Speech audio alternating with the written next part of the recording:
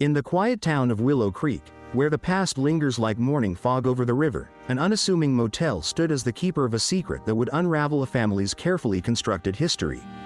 The letter, yellowed with age and tucked beneath a drawer in room 12, was more than just paper and ink. It was a time capsule of longing and regret.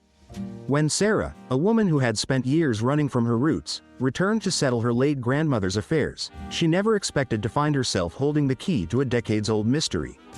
The cursive script, delicate yet firm, spoke of a love so fierce it defied the constraints of its time.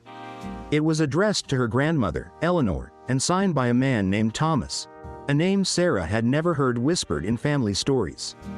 The words painted a picture of a romance cut short by forces beyond their control, a love story buried beneath layers of silence.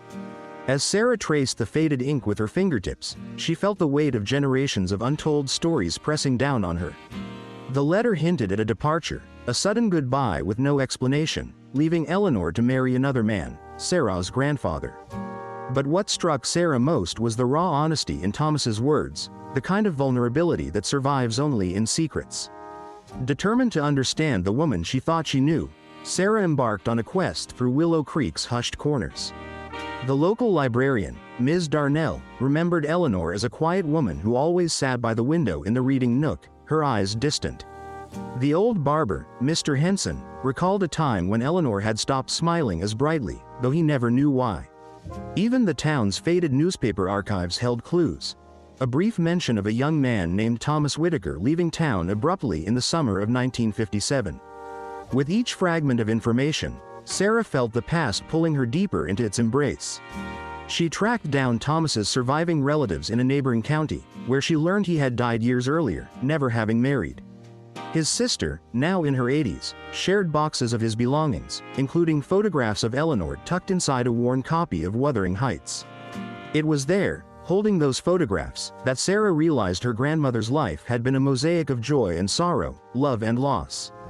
The discovery forced Sarah to reevaluate everything she thought she knew about her family's history. Her grandfather, a stoic man who had always seemed emotionally distant, had known about Thomas. Letters hidden in his old desk revealed he'd chosen to love Eleanor despite her past, though he could never bring himself to speak of it.